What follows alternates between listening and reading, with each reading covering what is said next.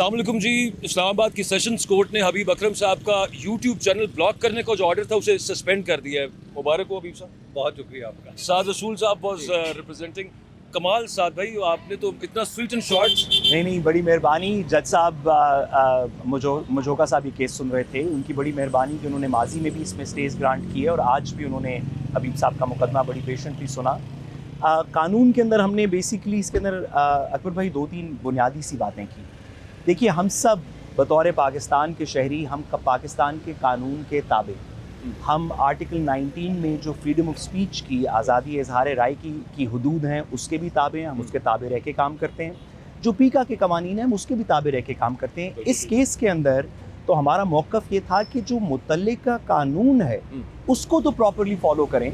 हम नहीं कहते कि कोई अगर हमने गैर कानूनी बात की है तो कोई कार्रवाई ना हो। जो कभी भी गैर कानूनी बात करेगा उसके खिलाफ पाकिस्तान का कानून हरकत में आएगा, लेकिन कानून को हरकत में लाने की कुछ बुनियादी उसूल हैं।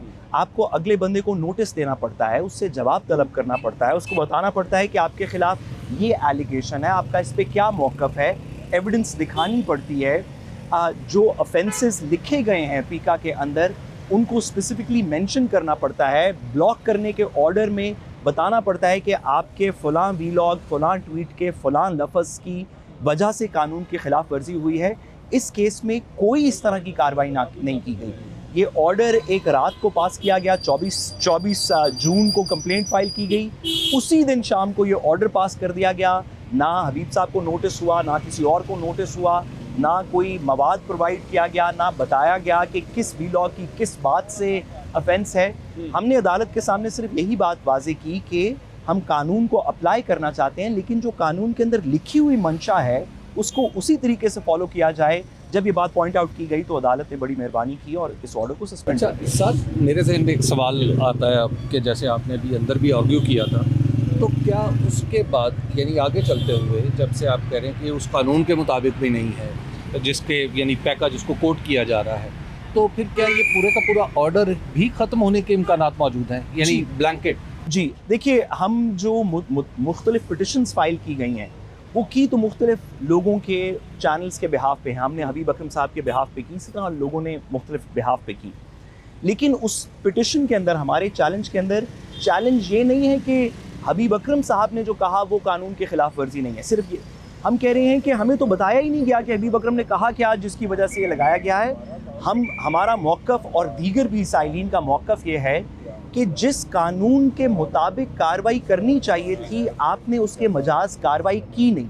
जिस अथॉरिटी को कार्रवाई करनी चाहिए थी, जो इलेक्ट्रॉनिक क्राइम्स की हमारी रेगुलेटरी अथॉरिटी है, वो आज तक सोशल मीडिया रेगुलेटरी अथॉरिटी वो बनी नहीं।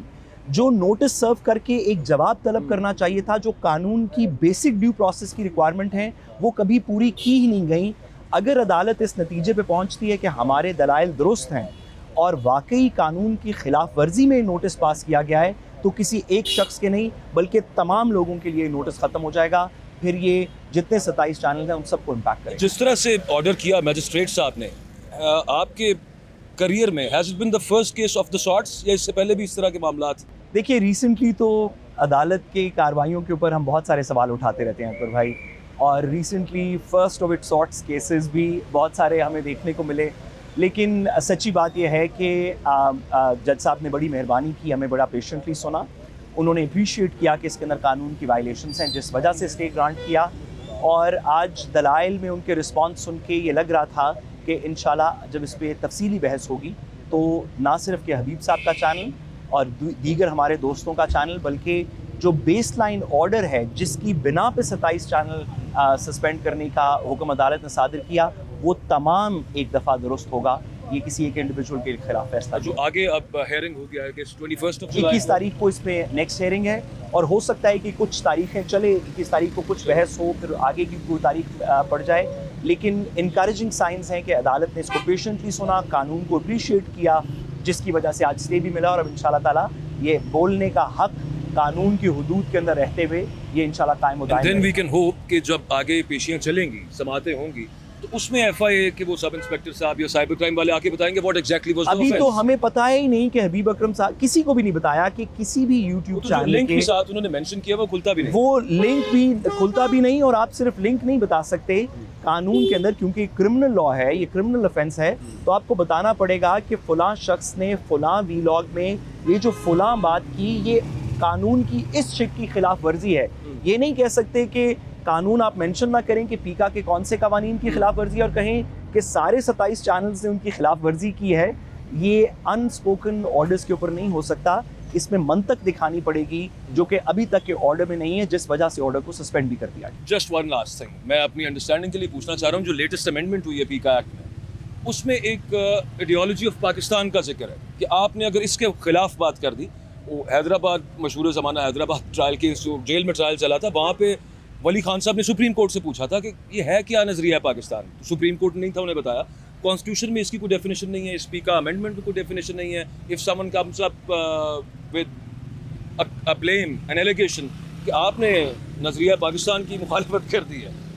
देखिए अकबर भाई, हम इसी वजह से अदालतों की इंडिपेंडेंस और कॉम्पिटेंसी के हक में बात करते हैं। कानून तमाम चीज़ों की डेफिनेशंस नहीं देता, पाकिस्तान में भी नहीं देता, दुनिया भर में बहुत सारी ऐसी चीज़ें जिनकी डेफिनेशंस मौजूद नहीं हैं। चले हम मफरूज़े पे कह देते हैं कि आइडियोलॉजी ऑफ पाकिस्तान कोई ऐसी चीज़ है जिसके ख़िलाफ़ हम बात नहीं कर सकते, लेकिन किसी को डिटर्मिन करना पड़ेगा कि आइडियोलॉजी ऑफ पाकिस्तान क्या है और मेरी बात उसके ख़िलाफ़ कैसे है। ये हक FIA के सब इंस्पेक्टर को नहीं दिया जा सकता, ये हक मुझे भी नहीं है, ये हक आपको भी नहीं है डिटर्मिन करने का। जब जजेस आज़ाद होंगे, अदालतें मंतक पे बात सुनेंगी, तो केस टू केस बेसिस पे FIA आके अपने दलाइल पेश कर दे कि हबीब साहब ने कौन सी बात की है जो, या मैंने कौन सी, आपने कौन सी की है जो आइडियोलॉजी के ख़िलाफ़ है। मैं अपने दलाइल पेश करूंगा कि नहीं, मेरी बात आइडियोलॉजी के ख़िलाफ़ नहीं है, और एक इंडिपेंडेंट जज उसका फैसला कर दे।